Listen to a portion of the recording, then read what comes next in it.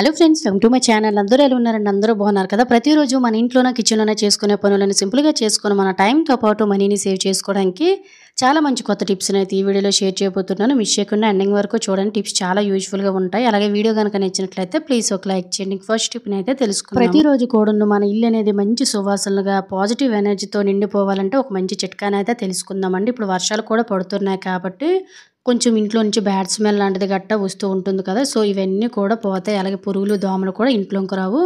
ఏమీ లేదండి, మనం ప్రతిరోజు కూడా ఇటువంటి అగరబత్తులు కానీ ధూప్ స్టిక్స్ కానీ వెలిగిస్తూ ఉంటాం కదా. వీటికి జవ్వాది పౌడర్ అనేది మనకి ప్రతి పూజ స్టోర్లో కూడా దొరుకుతుంది. దీని కాస్ట్ కూడా చాలా తక్కువేనండి. జస్ట్ మనకి 30 to 40 రూపీస్ మాత్రమే ఉంటుంది. దీన్ని మన గుడిలో ఎక్కువగా వాడుతూ ఉంటారండి. గుడిలోకి వెళ్ళగానే ఒక పవిత్రమైన వాసన, మంచి సువాసన వెదజల్లుతాయంటే సో ఇదే గుడిలో ఎక్కువగా వాడుతూ ఉంటారు కాబట్టి అలా వాసనలు వస్తూనే ఉంటాయి. దీన్ని జస్ట్ మనం ఇలా తీసేసుకొని మనం ప్రతిరోజు వెలిగించుకునే ధూప్ స్టిక్ కానీ లేదంటే అగరబత్తులకు కానీ కొంచెం అప్లై చేస్తే చాలండి. చాలా తక్కువ అమౌంట్ సరిపోతుంది.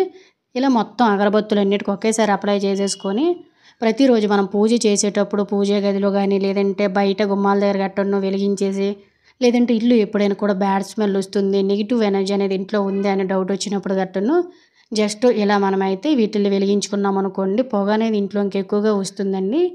అలాగే వెలిగినంతసేపు మంచి సువాసన వెదజల్లుతుంది. ఇంటి నిండా కూడాను మంచి పాజిటివ్ ఎనర్జీ అనేది నిండుతుంది.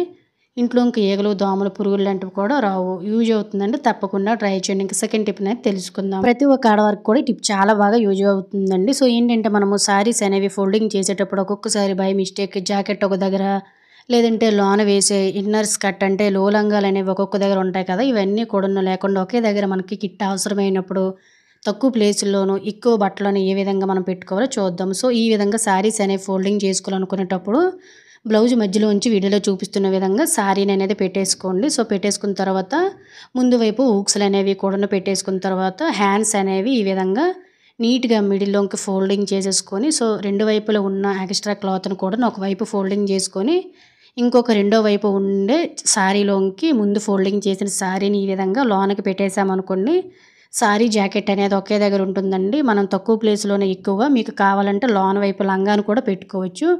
జస్ట్ ఎప్పుడు కావాలంటే అప్పుడు మనము సింపుల్గా అలా తీసేసుకొని బ్లౌజ్ని శారీని యూజ్ చేసి దీనివల్ల బ్లౌజ్ అనేది సపరేట్ అయిపోవడం, శారీ సపరేట్ అయిపోవడం ఉండదు. ఎక్కువ టైం కూడా పట్టదన్నమాట. యూజ్ అవుతుందంటే ట్రై చేయండి. ఇంకా థర్డ్ టిప్ అయితే చూద్దాము. ప్రతిరోజు కూడాను మనము ఇంట్లోని వెజిటేబుల్స్ అని ఆనియన్స్ అని ఇవన్నీ కట్ చేసేటప్పుడు కూడాను ఇలా చాపింగ్ బోర్డుకి మనకి మురికి అనేది చాలా ఎక్కువ ఉంటుంది. మనం కడిగేస్తాం అనుకుంటాం కానీ అందులో బ్యాక్టీరియా అనేది ఖచ్చితంగా ఉంటూనే ఉంటుందండి. అటువంటిప్పుడు ఎలా క్లీన్ చేసుకోవాలో చూద్దాము. ఏమీ లేదు, జస్ట్ మనం ఎలా వంట అయిపోయిన తర్వాత లేదంటే వారానికి 2-3 సార్లు అయినా కూడా చాపింగ్ మీద కొంచెం అంటే కొంచెం సాల్ట్ అలాగే కొంచెం లెమన్ రసాన్ని కూడా వేసుకొని క్లీన్ చేసుకోండి. ఇంట్లో మనకు ఖచ్చితంగా నిమ్మకాయలు అనేవి వాడిపోయినవి కుళ్ళిపోయినవి గట్ట ఉన్నట్లయితే పడేస్తూ ఉంటాం కదా, వాటిలోనే యూజ్ చేసుకోవచ్చు. ప్రత్యేకించి వీటి కోసం కొత్తవి యూజ్ చేయవలసిన అవసరం లేదు. ఈ విధంగా కొంచెం సాల్ట్ వేసుకొని జస్ట్ ఇలా క్లీన్ చేసామనుకోండి మురికి జిడ్డు. అలాగే ఒక్కొక్కసారి కొంతమంది నాన్ వెజ్ కూడా కట్ చేస్తూ ఉంటారు, చికెన్ లాంటిది కట్టను చిన్న చిన్న పీసెస్గా. సో అది కూడా స్మెల్ పోవాలంటే ఇలా మనం క్లీన్ చేసినట్లయితే చాపింగ్ బోర్డ్ అనేది నీట్గా ఉంటుంది. బ్యాక్టీరియా లాంటిది ఏమీ ఉండదు. అలాగే ఎక్కువ రోజులు కూడా వుడ్ అనేది మన్నుతుందన్నమాట. యూజ్ అవుతుందంటే తప్పకుండా ట్రై చేసి మీ శ్రమను అయితే తగ్గించుకోండి. సో చాపింగ్ బోర్డ్ చూసారు కదా, కొత్త దానిలాగా మెరిసిపోతుంది. ఇంకా 4వ టిప్ని అయితే చూద్దాం. ఎప్పుడైనా సరే మనము నెయిల్ పాలిష్ పెట్టుకునేటప్పుడు కిందన పడిపోయినా లేదంటే పిల్లలు కానీ ఎప్పుడైనా అంటించేసిన కొన్ని పెయింట్ మార్కలు లాంటివి నెయిల్ పాలిష్ మార్కలు లాంటివి గట్టును ఇలా నేలపైన పడ్డాయంటే అస్సలు వదలవు కదండి. వాటిని క్లీన్ చేయాలంటే చాలా చిరాకు వచ్చేస్తుంది. ఇలా ఎటువంటి కీర్లు పడకుండా సింపుల్గా ఎటువంటి పీచులు పెట్టి రుద్దే పని లేకుండా జస్ట్ మనకి చిటికలోనే క్లీన్ చేసేయచ్చు. అలాగే ఫ్రెండ్స్ ఇంకొక చిన్న రిక్వెస్ట్ అండి, ఇంకా మీరు ఎవరైనా మన ఛానల్ సబ్స్క్రైబ్ చేసుకోలేకపోతే ప్లీజ్ సబ్స్క్రైబ్ చేసుకొని పక్కన ఉన్న బెల్ ఐకాన్ ఆల్ యాక్టివేట్ చేసుకోండి. సో ఎప్పుడైనా కూడా ఇటువంటి పెయింటింగ్ మార్కలు కానీ నెయిల్ పాలిష్ మార్కలు కానీ క్లీన్ చేయాలనుకునేటప్పుడు కొంచెం అంటే కొంచెం షుగర్ని అయితే యాడ్ చేసేసుకొని ఎక్కడైతే ఈ నెయిల్ పాలిష్ ఉందో దాని మీద వేసి జస్ట్ చేత్తో అటు ఇటు ఇలా రఫ్ చేసామనుకోండి, మొత్తం కూడా ఎండిపోయిన పెయింట్ మరకలు కానీ నెయిల్ పాలిష్ మరకలు అనేవి కూడా షుగర్ అనేది మనకు కొంచెం గరుకుగా ఉంటుంది కాబట్టి నీట్గా క్లీన్ అయిపోతుంది. చూసారు కదా, నేను అసలు ఎక్కడ నెయిల్ పెయింట్ అనేది వేసానో కూడా తెలియటం లేదు. ఈసారి ఎప్పుడైనా ఇంట్లో ఇటువంటి మార్కలు క్లీన్ చేయాలంటే సింపుల్గా ఇలా షుగర్తో క్లీన్ చేసేయండి. ఇంకా 5వ టిప్ని అయితే చూద్దాం. ఒక్కోసారి మనం వేసుకునే జీన్ ప్యాంట్లో బటన్స్ అనేవి లూజ్ అయిపోతుంది. అంటే ప్యాంట్ అనేది టైట్ అయిపోవడం లేదంటే మనకి ఇంకా కూడాను టైట్గా కావాలనుకునేటప్పుడు ఎటువంటి స్టిచ్చింగ్ లేకుండా లేదంటే పక్కన పడేస్తూ ఉంటారు చాలామంది, లూజ్ అయిపోయింది ఇంకా పనికిరాదని. ఇలా పక్కన పడేయకుండా మళ్ళీ మనం కొత్త ప్యాంట్ లాగా అయితే మనకు నచ్చినట్టు యూజ్ చేసుకోవచ్చండి. మనం టైట్‌గా చేసుకోవాలంటే టైట్‌గా చేసుకోవచ్చు. లేదంటే ప్యాంట్ అనేది లూజ్‌గా చేసుకోవాలనుకుంటే చేసుకోవచ్చు. సో, దానికోసం మీకు లూజ్‌గా కావాలనుకున్నట్లయితే సింపుల్‌గా ఇటువంటి ఒక ప్లాస్టిక్ రబ్బర్‌ని తీసుకొని మనం బటన్ పెట్టే హోల్‌లోకి పెట్టేసుకొని ఈ విధంగా బటన్‌కి పెట్టేసామనుకోండి ప్యాంట్ లూజ్ కావాలంటే లూజ్‌గా అవుతుందండి. లేదు ప్యాంట్ అనేది ఫిట్‌గా మనకి టైట్‌గా ఉండాలనుకున్నట్లయితే చిన్న సైజు రబ్బర్‌ని తీసేసుకొని ఈ విధంగా మనము బటన్‌కి ఇలా దోపేసామనుకోండి, అంటే బటన్ హోల్‌లో పెట్టకుండా రబ్బర్‌ని ఈ విధంగా ఫిక్స్ చేసుకున్నామనుకోండి ప్యాంట్ అనేది చాలా చాలా ఫిట్‌గా ఉంటుందండి. సో, దీన్ని బట్టి మనం ఏంటంటే మన ప్యాంట్‌లో మనకు నచ్చినట్టు మనం అయితే తీసుకోవచ్చు. ఎటువంటి స్టిచ్చింగ్ కూడా లేకుండా యూజ్ అవుతుందంటే తప్పకుండా ట్రై చేయండి. చూసారు కదా ఎంత సింపుల్‌గా ఉందో. మనం రబ్బర్ పెట్టినట్టు కూడా అస్సలు అక్కడ ఏమీ కనిపించడం లేదు. దీనివల్ల మన మనీతో పాటు టైం కూడా సేవ్ అవుతుంది. ఇంకా ఆరో టిఫిన్ అయితే చూద్దాము. ప్రతిరోజు మన ఇంట్లోనే దోసలు వేసుకునే పెనం అనేది ఇలా వాడిన కొన్ని రోజులకి చుట్టూ కూడా జిడ్డు పట్టేసి అట్టలా పట్టేస్తుంది కదా జిడ్డు అంతా కూడాను. అలాగే దోసలు వేసినా కూడా మనకి అతికిపోతూ ఉంటాయి. అంటే విరిగిపోవడం, అతికిపోవడం చాలా చిరాకు వచ్చేస్తుంది. ఇటువంటి సమస్యలు అనేవి ఏవీ లేకుండా దోస పెనాన్ని చక్కగా ఎలా క్లీన్ చేసుకోవాలో చూద్దాం. ఎప్పుడైనా కూడా దోసలు అనేవి అతుక్కుంటున్నాయి రావటం లేదు అనుకున్నట్లయితే సింపుల్‌గా ఇలా క్లీన్ చేయండి. ఏమీ లేదు, స్టవ్ వెలిగించేసుకొని మనం క్లీన్ చేయవలసిన పెనాన్ని పెట్టేసుకొని కొంచెం ఏదైనా మీకు నచ్చిన షాంపూని అలాగే కొంచెం కోల్గేట్ పేస్ట్‌ని కూడా వేసుకోండి. తరువాత సాల్ట్‌ని కూడా వేసుకోండి. సాల్ట్ వల్ల కూడాను మనకేంటి స్టెయిన్ మార్కులు అనేవి పోతాయి. ఆ తర్వాత ఒక పావు టీ స్పూన్ వరకు కూడాను కొంచెం బేకింగ్ పౌడర్, ఒక నిమ్మ చెక్క రసాన్ని వేసేసుకొని ఇలా మనం మురికి పట్టిన పెనాలు గానీ ఏవైనా కూడాను నీట్‌గా క్లీన్ చేసుకోవచ్చండి. వీట్ల వల్ల మనకి మురుకు, జిడ్డు అలాగే ఒక్కొక్కసారి దోసలు వేసేటప్పుడు కూడా జిడ్డు స్మెల్ అనేది వచ్చేసి దోసలు కూడా నల్లగా వచ్చేస్తూ ఉంటాయి.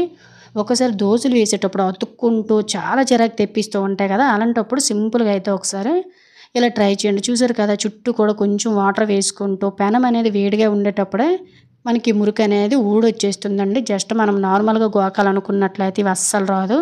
సో, ఇలా మీరు అన్ని ఇంగ్రీడియెంట్స్‌ని యాడ్ చేసేసుకొని ఒక స్పూన్ తోటి ఈ విధంగా చుట్టూ కూడా వాటరు బార్డర్ల దగ్గర మనకి ఎక్కువ జిడ్డు మురికి అనేది పెట్టేస్తుంది కదా! దాని మీదకి మొత్తం వెళ్ళేటట్టు ఈ వాటర్ ఇలా నేను అదే నిమ్మ చెక్కతో కూడా మిడిల్‌లో పాముతున్నానండి. ఎందువల్లంటే ఒక్కొక్కసారి ఎక్కువగా దోస అనేది మిడిల్‌లోనే ఇరుక్కుపోతుంది కాబట్టి సింపుల్‌గా ఇలా ట్రై చేయండి. అలాగే ఫ్రెండ్స్ ఇంకొక చిన్న రిక్వెస్ట్ అండి. ఈ వీడియో గనుక మీకు నచ్చినట్లయితే ప్లీజ్ ఒక లైక్ చేసి ఇటువంటి యూజ్‌ఫుల్ టిప్స్‌ని మీ ఫ్రెండ్స్ అండ్ ఫ్యామిలీకి షేర్ చేయడం అయితే మర్చిపోకండి. ఇలా దోస పెనాన్ని మనలో చాలామంది నాన్ స్టిక్ అయినా, ఐరన్ పెనమైనా కూడాను ఈ చాలా ఇనుము పీచులు లాంటివి గట్రను పెట్టి క్లీనింగ్ చేసేస్తూ ఉంటారు. దానివల్ల నాన్ స్టిక్ పోతుంది.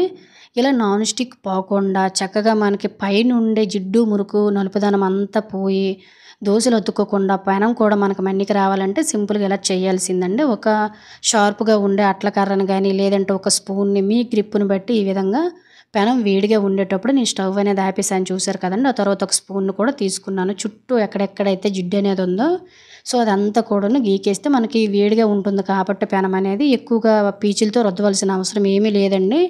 ఈ నలుపుదనము మొత్తం మురికంతా కూడా ఊడొచ్చేస్తుంది. చూసారు కదా ఎంతెంత మురుకుందో. ఇదంతా ఇలా వదిలేసామంటే దోస పెనం అనేది ఇంకగా మురుకుగా తయారైపోయి ఇదంతా కూడా మనం తినే దోసల్లోనే కలిసిపోతుందనమాట.